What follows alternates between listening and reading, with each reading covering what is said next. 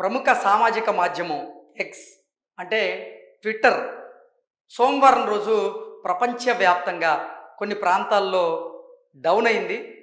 ఈ నేపథ్యంలోనే అసలు ఎలన్ మాస్క్ ఎక్స్ ఎందుకు డౌన్ అయింది, దీని వెనక ఎవరి కుట్ర ఉంది అనే దాని మీద ఆయన స్పందించారు. ఆయన ఏం మాట్లాడారు అనేది మనం ఒక ఆర్టికల్ రూపంలో విశ్లేషణ చేసుకునేటువంటి ప్రయత్నం చేద్దాం.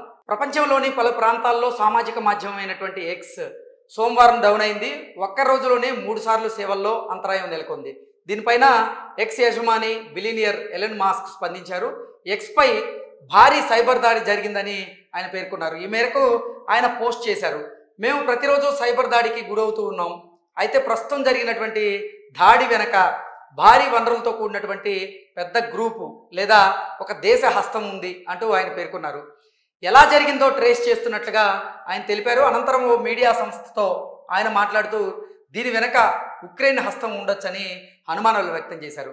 ఖచ్చితంగా ఏం జరిగిందో చెప్పలేం, కానీ ఎక్స్ వ్యవస్థకు అంతరాయం కలిగించేందుకు జరిగినటువంటి భారీ సైబర్ దాడి ఇది అంటూ ఆయన తెలియజేశారు. ఇందుకు పాల్పడిన ఐపీ అడ్రస్లు ఉక్రెయిన్ ప్రాంతానికి చెందినవేనని తెలుస్తున్నట్లుగా ఆయన ఉక్రెయిన్ మీద ఆరోపణలు చేశారు. ట్రేసింగ్ సైట్ డౌన్ డిటెక్టర్ ప్రకారంగా ఎక్స్ సేవల్లో ఒకే రోజు 3 సార్లు అంతరాయం నెలకొంది. సోమవారం మధ్యాహ్నం 3 గంటల సమయంలో పలువురు యూజర్లు ఇబ్బందులు ఎదుర్కొన్నారు. ఇక రాత్రి 7 గంటల 30 నిమిషాల సమయంలో మరోసారి ఎక్స్ డౌన్ అయింది. ఇక రాత్రి 9 గంటలకి మళ్ళీ సేవల్లో అంతరాయం నెలకొంది. దీంతో పలువురు ఎక్స్ను యాక్సెస్ చేసుకోలేకపోయారు.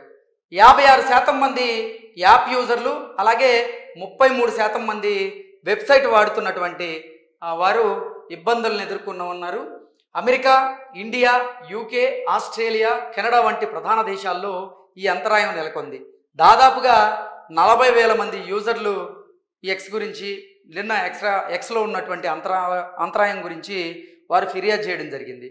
సో ఎలన్ మాస్క్ గారు చేస్తున్నటువంటి ఆరోపణల ప్రకారంగా ఎక్స్ డౌన్ అవడానికి కారణం ఉక్రెయిన్ దేశం అని, ఉక్రెయిన్ ఎక్స్ మీద భారీగా సైబర్ దాడికి పాల్పడుతోందని, సైబర్ దాడికి పాల్పడినటువంటి ఐపీ అడ్రస్లు ఏవైతే ఉన్నాయో అవి ఉక్రెయిన్ దేశానికి సంబంధించినటువంటి అడ్రస్లతో చూపిస్తున్నాయి అన్నట్లుగా ఆయన అనుమానాలు అయితే వ్యక్తం చేశారు.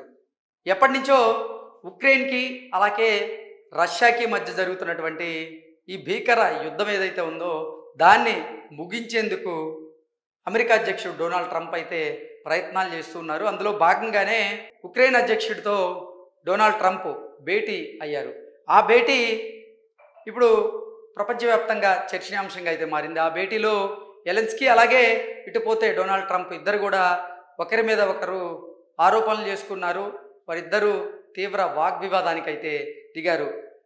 ఆ భేటీ తర్వాత కూడా ఎలెన్స్కీ బయటకు వచ్చి మేము యుద్ధాన్ని ముగించాలనే ప్రయత్నం చేస్తూ ఉన్నాము అంటూ ఆయన చెప్పినప్పటికీ ఆ భేటీలో మాత్రం తాను డొనాల్డ్ ట్రంప్ చెప్పిన దానికి అంటే ససేమిరా నో చెప్పినట్లుగా కూడా కొన్ని ఆరోపణలు, కొన్ని వార్తలు కూడా వచ్చాయి.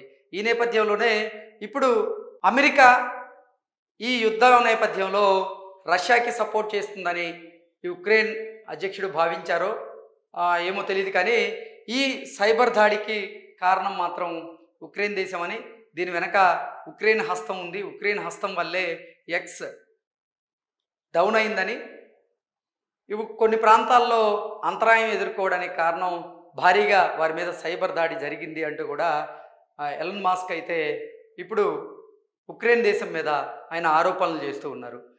అంటే ఐపీ అడ్రస్లు ఏవైతే ఉన్నాయో వాటిని మేము క్రాస్ చెక్ చేసుకునేటువంటి దాంట్లో భాగంగా మాకు ఆ ఐపీ అడ్రస్లు మాత్రం ఉక్రెయిన్ నుంచి వచ్చినట్లుగా తెలుస్తోంది. అందుకే మేము ఉక్రెయిన్ మీద అనుమానాన్ని వ్యక్తం చేస్తున్నాం అన్నట్లుగా ఎలన్ మాస్క్ అయితే నిన్న ఒక మీడియా సంస్థకి ఇచ్చినటువంటి ఇంటర్వ్యూలో ఆయన తెలియజేయడం జరిగింది.